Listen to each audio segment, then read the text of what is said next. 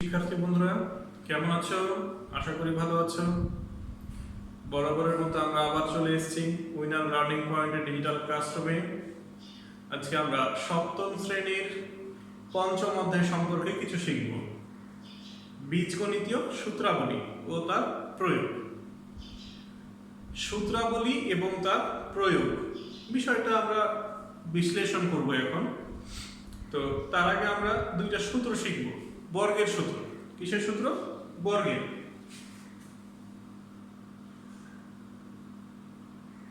a plus B whole square, এটা একটা সূত্র।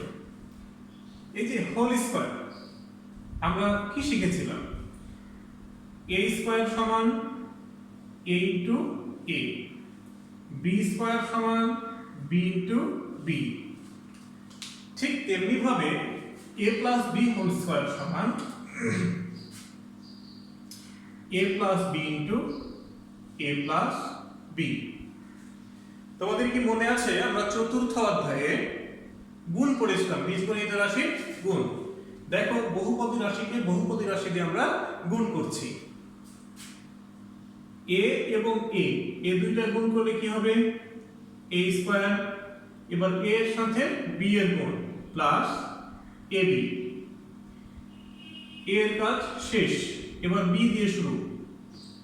b এর সাথে a এর গুণ প্লাস ab, প্লাসে প্লাসে প্লাস, b এর সাথে b এর গুণ b স্কয়ার। সূত্রটা আমাদের কি দাঁড়াচ্ছে? a স্কয়ার প্লাস একটা ab আরো একটা ab। কয়টা ab হলো? দুইটা ab। Twice ab plus b square. তাহলে a plus b whole square সমান কি দাঁড়াচ্ছে? a square plus twice ab plus b square. এটা হচ্ছে বীজগাণিতিক প্রমাণ।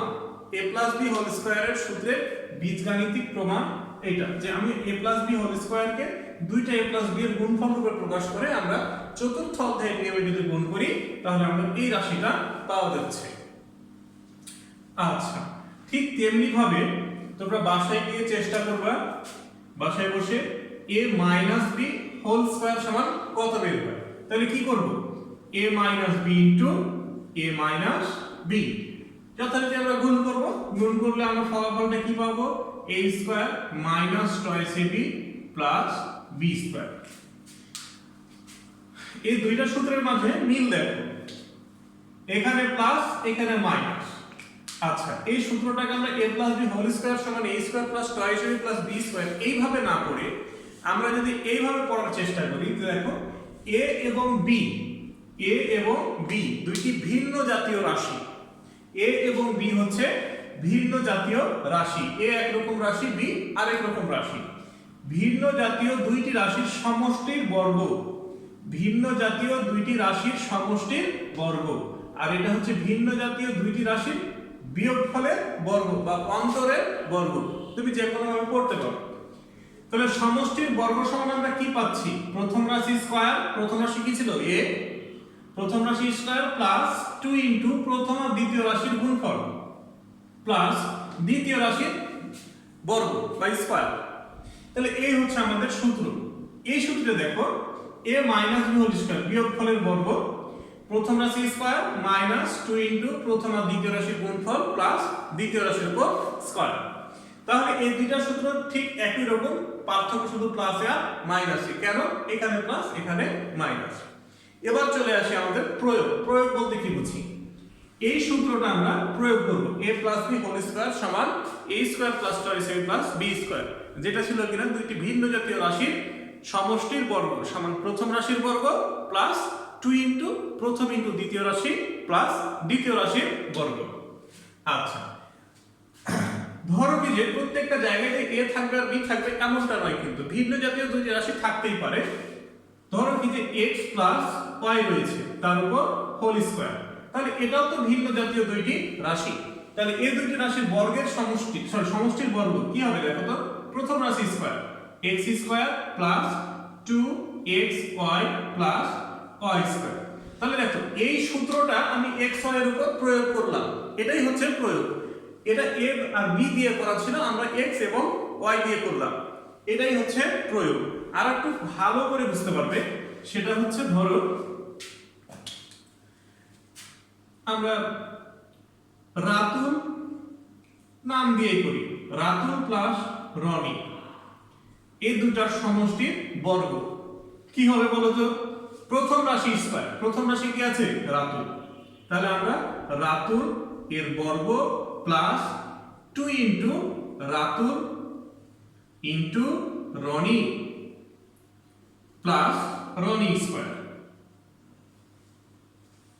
কত সোজা? আচ্ছা, ঠিক এমনি ভাবে a মাইনাস b হোল স্কয়ারের সূত্রটা আমরা কি করব? প্রয়োগ করব। তো এই প্রয়োগ, এই সূত্রের প্রয়োগ দিয়ে তোমাদের কিছু অঙ্ক দেওয়া আছে 5.1 এর শুরুতে তোমাদের 16টি অঙ্ক দেওয়া আছে। তা আমরা সেই অঙ্কগুলোতে চলে যাই। 16টি অঙ্ক দেওয়া আছে। 1 নাম্বার, a প্লাস 5 তার উপর হোল স্কয়ার, a প্লাস 5 এর বর্গ, a প্লাস 5 এর বর্গ। তাহলে a প্লাস 5 তার উপর হোল স্কয়ার। দেখো a একটা রাশি, 5 একটা রাশি। এই a এবং 5 দুইটি ভিন্ন জাতীয় রাশি। এই দুইটি ভিন্ন জাতীয় রাশির বর্গ, সমষ্টির বর্গ কি হবে? প্রথম রাশি স্কয়ার, প্রথম রাশি কি আছে? a, এর উপর স্কয়ার প্লাস 2 ইনটু প্রথম রাশি a ইনটু দ্বিতীয় রাশি 5 প্লাস দ্বিতীয় রাশির স্কয়ার 5 স্কয়ার ইকুয়াল a স্কয়ারের উপর স্কয়ার করলে a স্কয়ারই হয়, এর উপর স্কয়ার করলে প্লাস সংখ্যাগুলো গুণ করে দাও, 5 দুগুণে 10, a প্লাস 25। অনেকেই 5 স্কয়ার সমান 10 লিখবা, যেটা ভুল। 5 স্কয়ার সমান 5 ইনটু 5 সমান 25। আচ্ছা, এই হলো তোমাদের a প্লাস 5 হোল স্কয়ারের উত্তর। এটা অ্যানসার। তাহলে আমরা প্রত্যেকটা অঙ্কে এই সূত্রগুলোর প্রয়োগ দেখাবো। আমরা 4 নম্বর অঙ্কতে চলে যাই, একটু ভিন্ন ধর্মী অঙ্ক। 4 নম্বরটা সেটা হচ্ছে 5a square plus 9m square, 5a square plus 9m square এর বর্গ। তাহলে এর বর্গ 5a square plus 9m square তার উপর হোল স্কয়ার। তো এটা সমান কি হবে? প্রথম রাশি, প্রথম রাশি কি স্যার? প্রথম রাশি 5a স্কয়ার, এটা হচ্ছে প্রথম রাশি 5a স্কয়ার তার উপর বর্গ। তাহলে বন্ধনী দিয়ে বর্গ করতে হবে। একটা বিষয় মাথায় রাখবা, যদি সিঙ্গেল রাশি থাকে তাহলে আমরা বন্ধনী না দিলেও চলবে। যদি স্কয়ার বা কোনো পাওয়ার থাকে বা একাধিক রাশি থাকে, ডাবল গুণফল আকারে রাশি, যেমন 5a স্কয়ার, এখানে কি ছিল? a, শুধু a, আমি a এর উপর স্কয়ার করেছি এখানে, কারণ এখানে বন্ধনী দিই। আমরা বন্ধনীটা কখন দিব? যখন এখানে ডুয়াল থাকবে, ডাবল 5a, ঠিক আছে? অথবা ভিতরে যদি a স্কয়ার থাকতো প্লাস b স্কয়ার, সেই ক্ষেত্রে হতো a স্কয়ারের উপর হোল স্কয়ার। এই যে স্কয়ারের উপর স্কয়ার, তাহলে ডাবল স্কয়ার থাকলে আমরা কি করব? বন্ধনী দিব, অথবা ডাবল থাকলে কি করব? আমরা বন্ধনী দিব।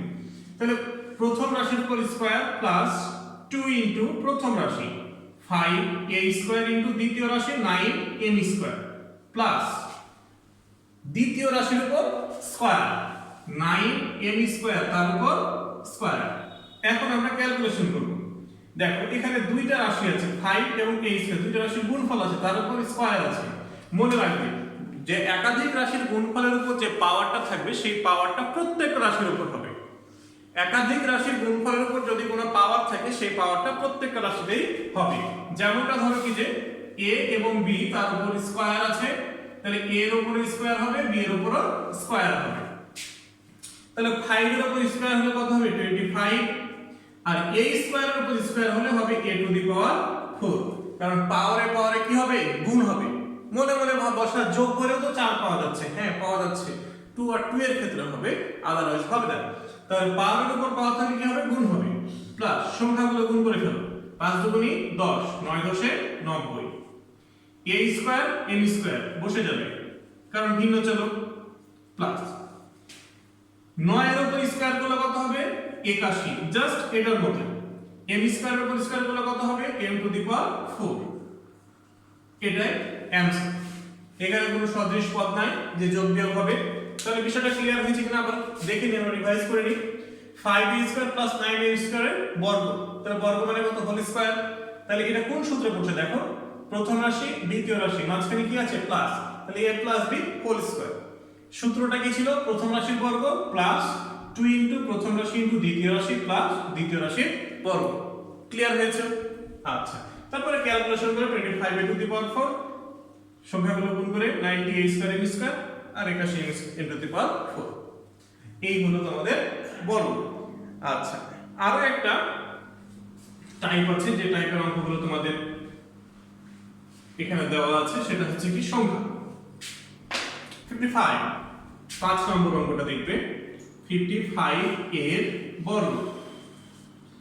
তাহলে 55 স্কয়ার, স্যার ক্যালকুলেটর টিপলে তো 55 স্কয়ার পেয়ে যাচ্ছে বা 55 কে 55 দিয়ে গুণ করলে পাচ্ছি, কিন্তু না, তোমাকে এই অঙ্কটা করতে হবে সূত্রের সাহায্যে।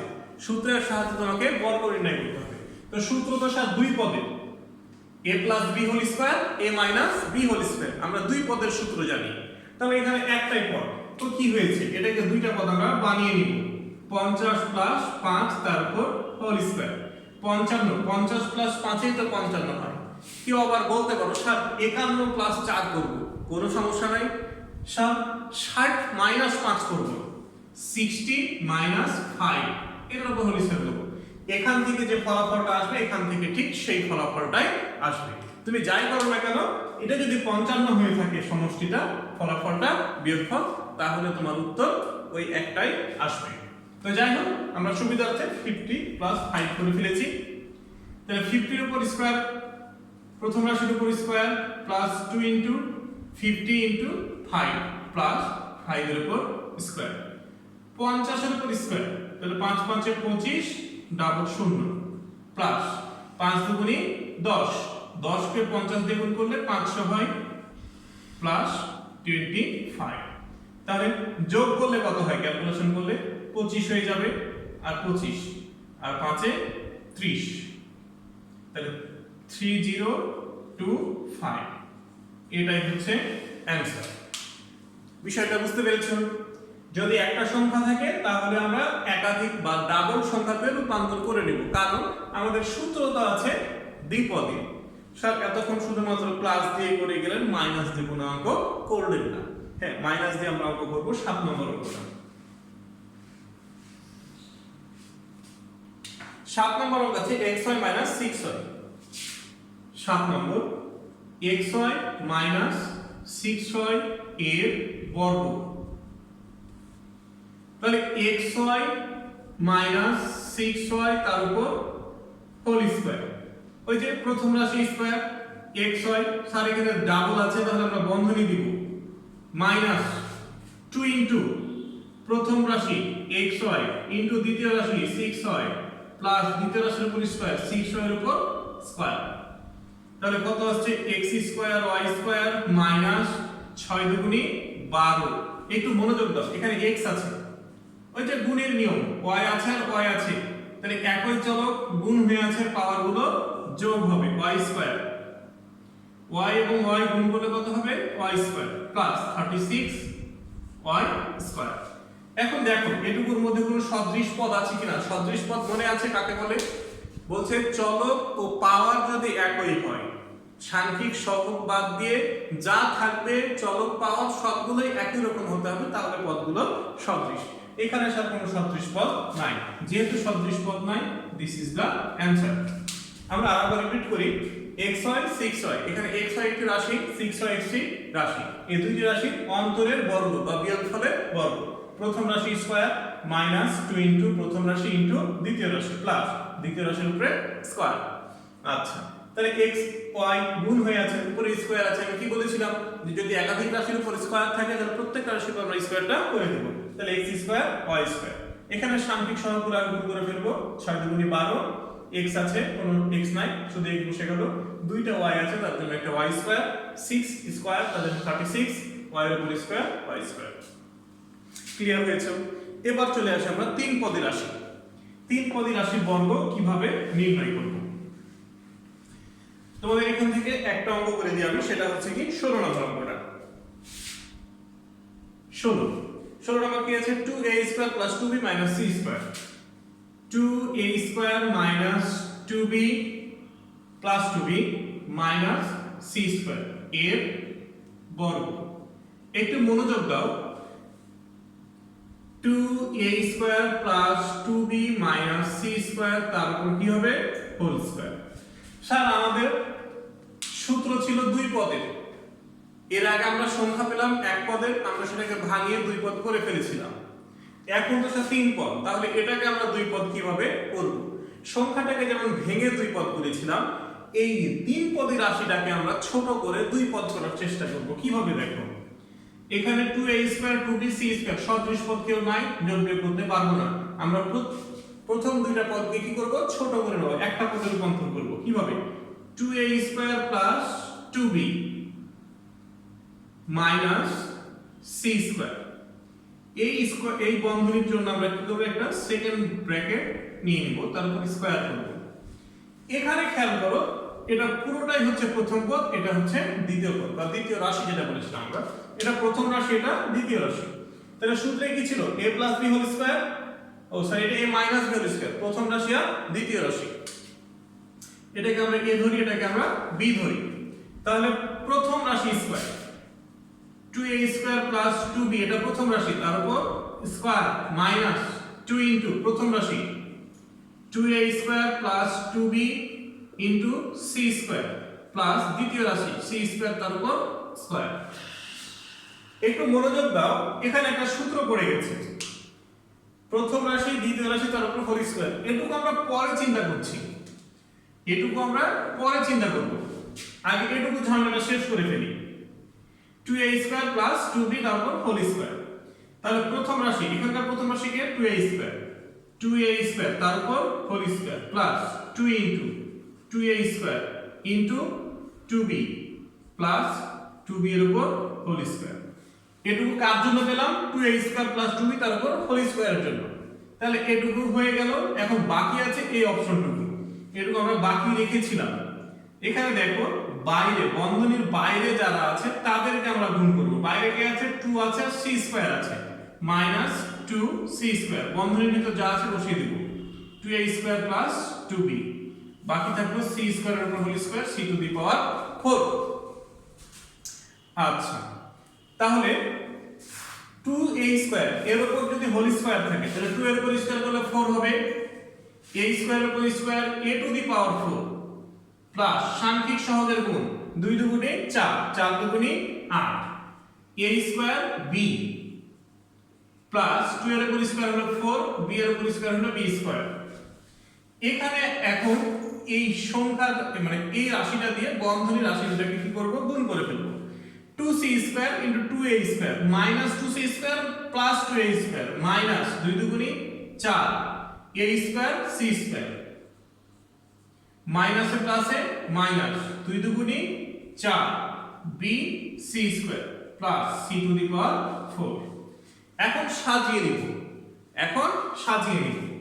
প্রথমে a⁴ নিই, প্রথমে a⁴ নিই, 4a⁴, তারপরে b² নিয়ে নাও plus 4b², c⁴ plus c⁴, তারপরে তোমার কোনটা নিবা a²b নাও plus 8a²b minus 4a²c² minus 4bc²। এটাই आंसर। তোমার বইয়ের সাজানোর সাথে আমার সাজানো নাও মিলতে পারে। এখন প্রশ্ন হচ্ছে স্যার সাজাতেই কি হবে? না, সাজাতেই হবে না, সাজাতে হবে।